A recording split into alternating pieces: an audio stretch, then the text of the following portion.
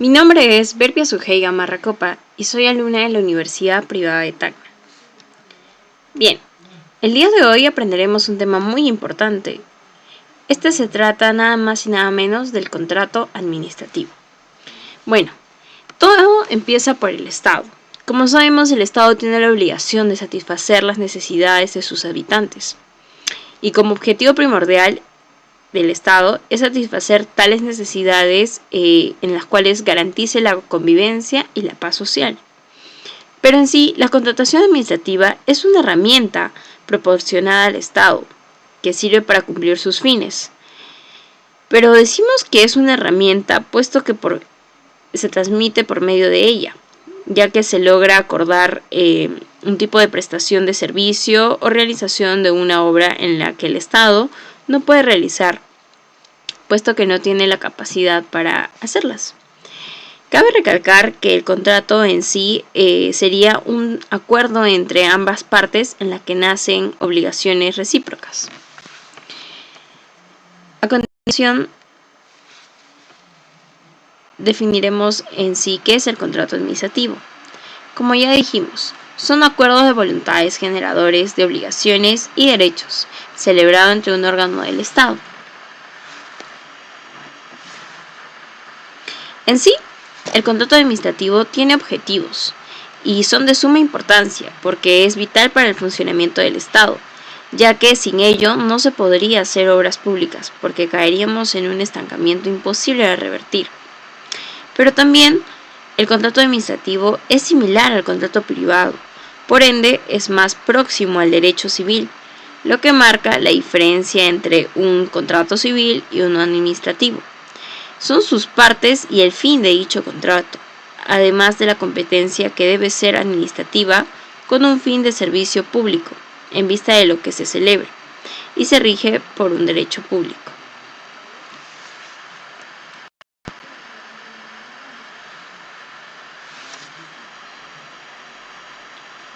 Bien, ahora hablaremos de la administración pública.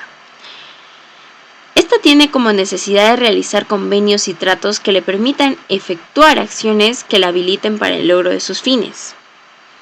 En sí, la regulación de la contratación pública en el Perú ha sufrido en los últimos tiempos una vertiginosa evolución en el ámbito de la gestión pública, así como su compatibilidad con los estándares internacionales que sobre la materia ha conllevado al mundo globalizado, el cual nuestro país y el gobierno que lo rige no podría ser indiferente acorde al modelo que persigue.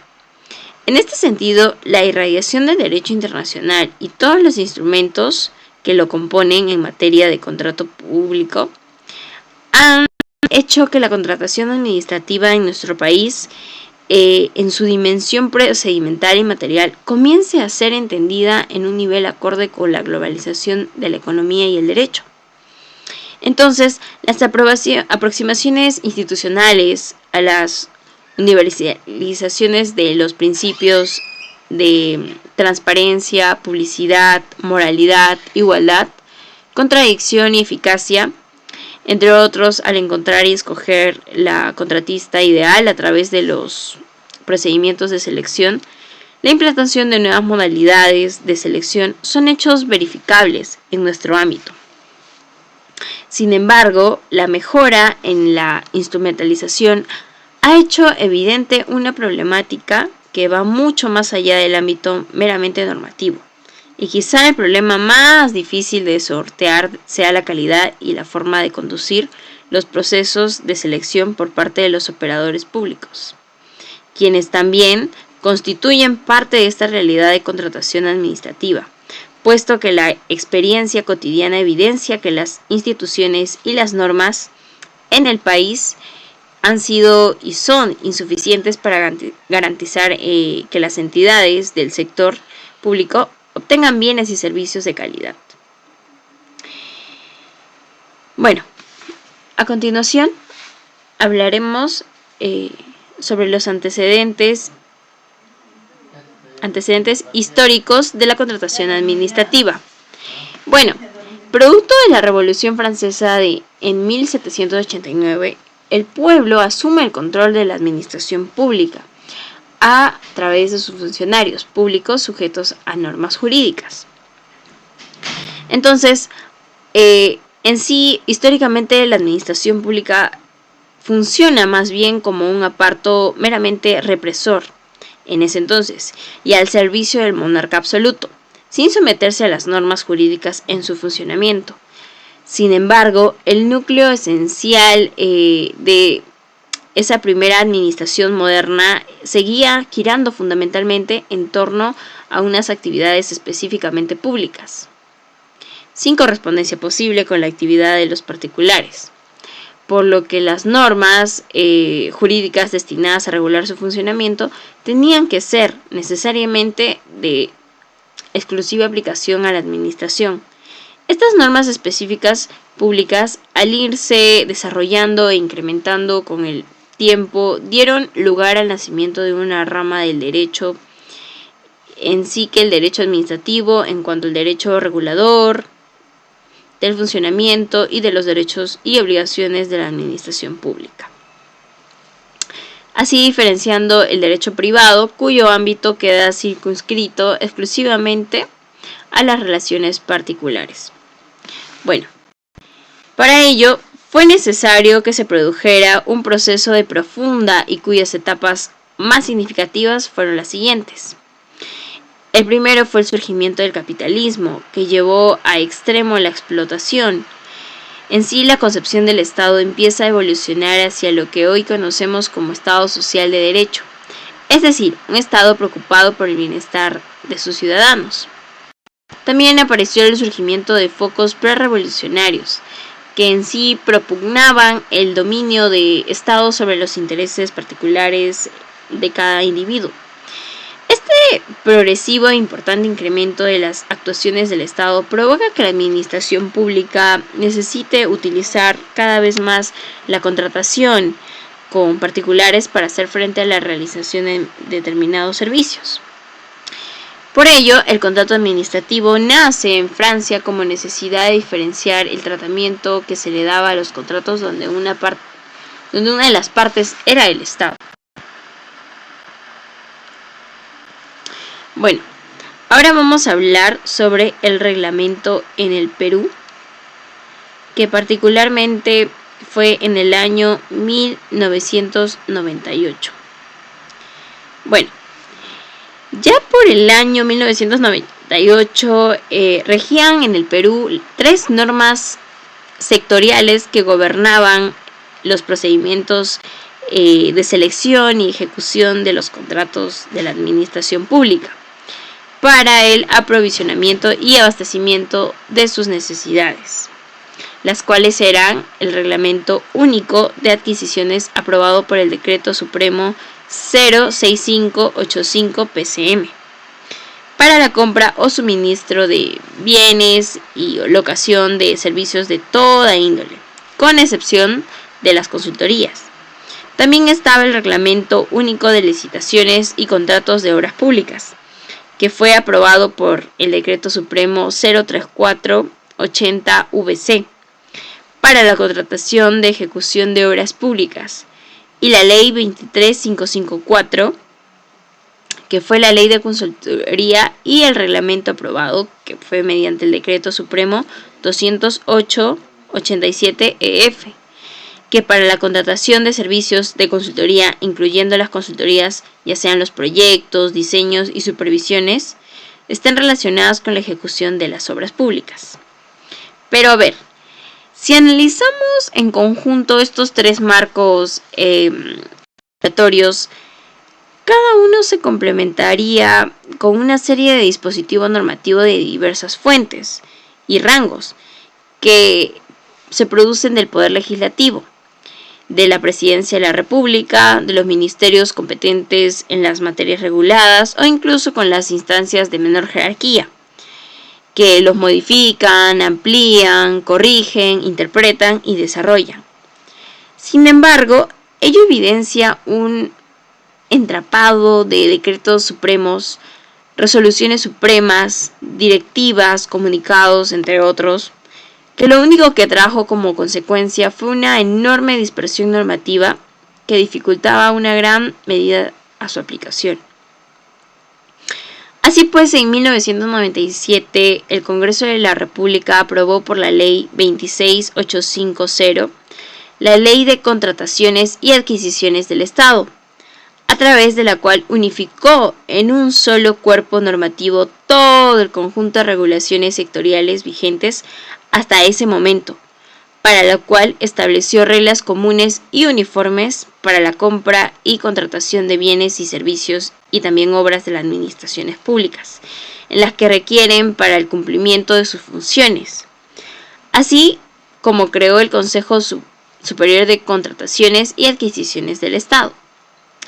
Dadas las condiciones que anteceden y atendiendo el artículo 76 de la Constitución, lo que se busca es garantizar que las contrataciones estatales se efectúen necesariamente mediante un procedimiento regular, en la que se aseguren que los bienes y servicios u obras se obtengan de manera oportuna, con la mejor oferta económica y técnica, respetando así los principios y teniendo un trato justo e igualitario. Lo que en suma vendría a ser el lograr el mayor grado de eficacia en las adquisiciones efectuadas por el Estado. En las últimas décadas, la regulación de los contratos que se celebra la administración pública ha tenido como ejes centrales dos hechos jurídicos, que son la creación de diferentes mecanismos formales para la selección de contratistas según la cuantía de gasto involucrado, y el otorgamiento de amplias facultades a los funcionarios públicos encargados de la conducción de los... Bueno, ahora hablaremos sobre los tipos de criterios. Pues bien, para iniciar hablaremos del criterio subjetivo. Se determina que un contrato es administrativo en la medida que una de sus partes sea una entidad integrante o perteneciente a la administrativa pública. De esta manera, se concibe que cuando la administración sea parte actuando como poder público, el contrato será administrativo. Caso contrario, el contrato será privado.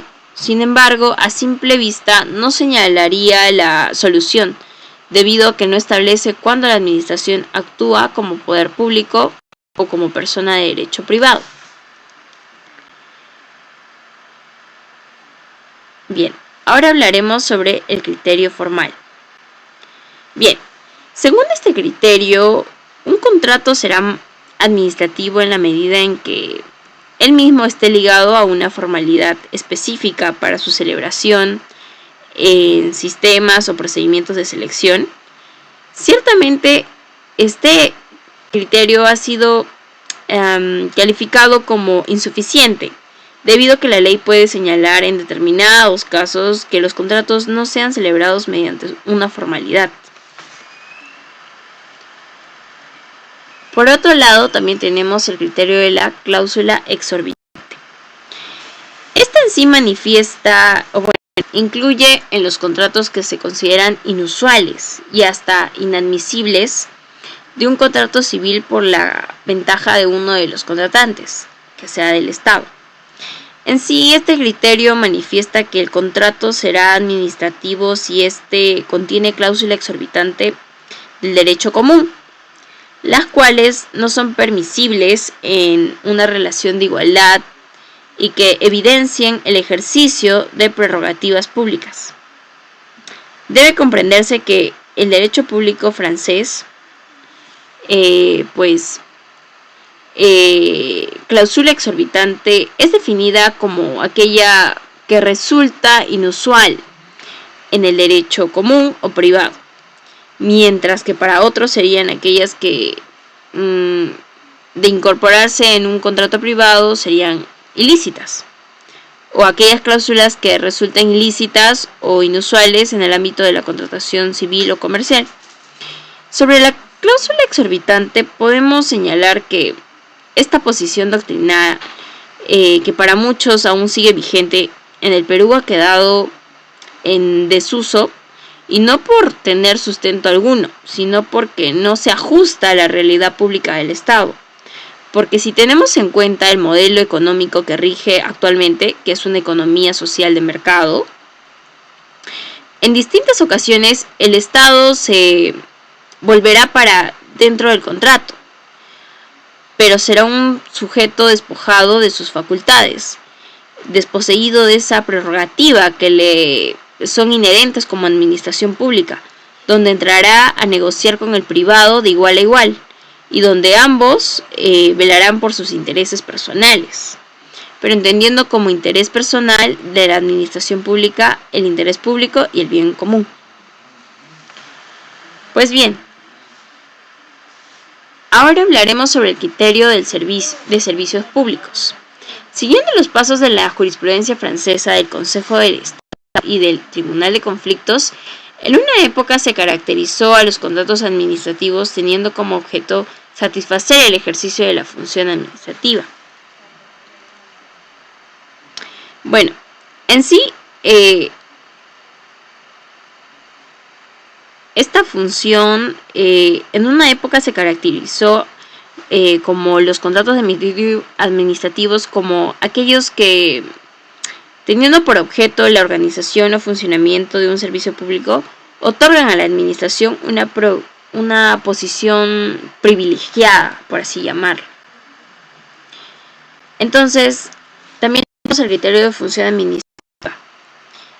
Finalmente, este criterio apunta a que será administrativo el contrato que se celebre el Estado, con el objeto de satisfacer una finalidad propia del mismo, que es la finalidad pública, y en general para satisfacer el ejercicio de función. Bueno,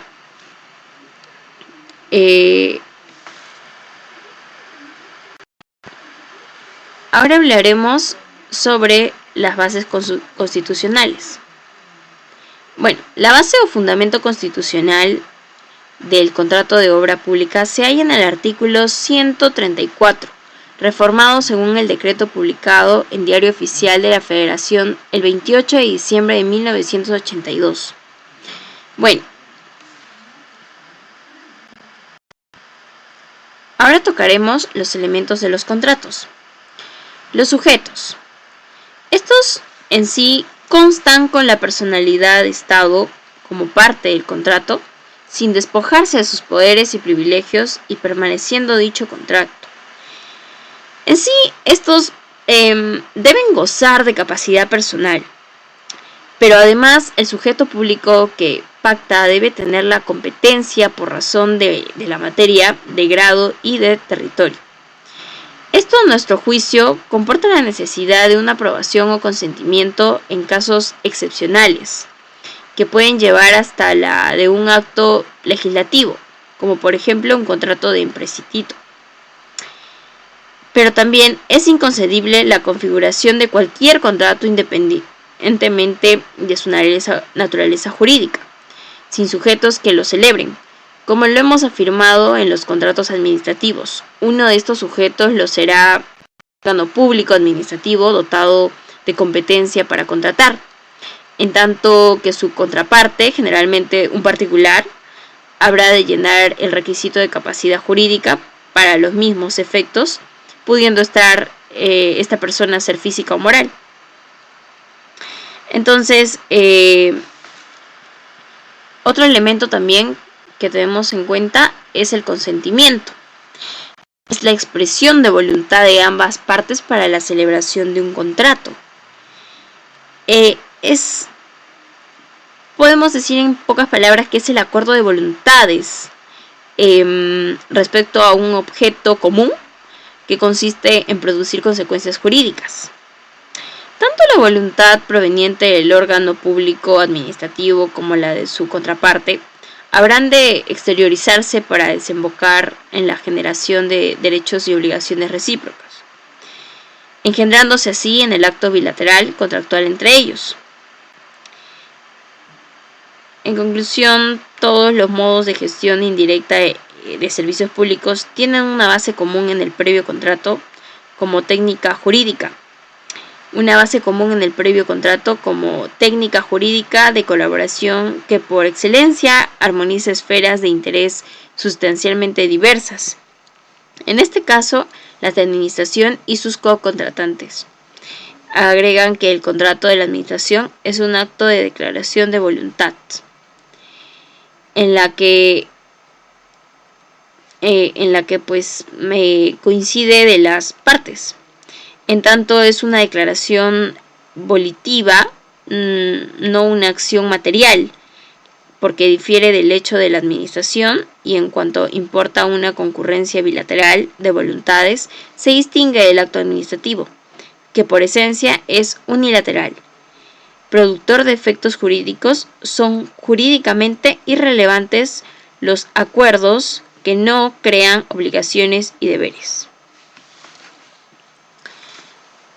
Bien, ahora también tenemos el elemento que es el objeto. Siendo este el propósito que tiene ambas partes la celebración de dicho contrato,